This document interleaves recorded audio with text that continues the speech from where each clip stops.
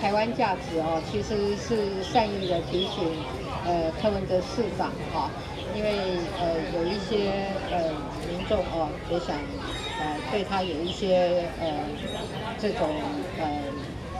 立场哦，希望他能够说清楚啦，所以我也善意的提醒啊，你没有意识把它当作是一张考卷啊、不过我的台湾价值啊，其实是已经展现在我很多不同的政策跟事务的处理哈、那我是在实践我的台湾价值，比如说我对“一国两制”台湾方案的回应啊，我对香港反送中运动的态度啊，还有我担任总统以来对台湾的民主自由的生活的方式的捍卫，那么以至于在国防事务上我着力很深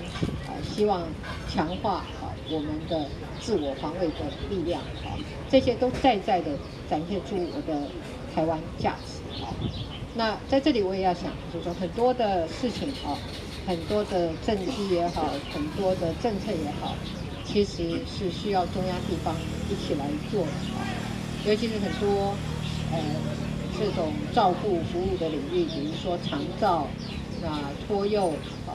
那甚至于社会住宅还有很多的政策的领域我们都需要中央地方一起来做这个私烟案发生到现在，我们采取的态度都是一样的，也就是我们不回避那我们也会不护短我们会严肃的来面对这个问题。那有个别的个案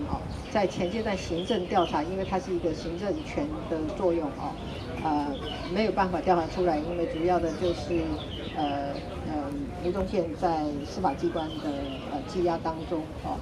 那我们行政机关没有像司法机关那么强的调查权所以没有调查出来的，那现在司法机关调查出来的，那行政部门就必须做后续的处理那这件事情这个国安局的邱局长已经在着手处理了那国安局会做后续的说明今天发生的这件事情是蛮令人遗憾的了那我们希望这一项运动是一个和平理性的运动那么同时我们也希望就是说香港政府在应对的时候也必须要和平理性那我们也要呼吁，就是说香港参与这个运动的香港的这些朋友必须要注意自身的安全那。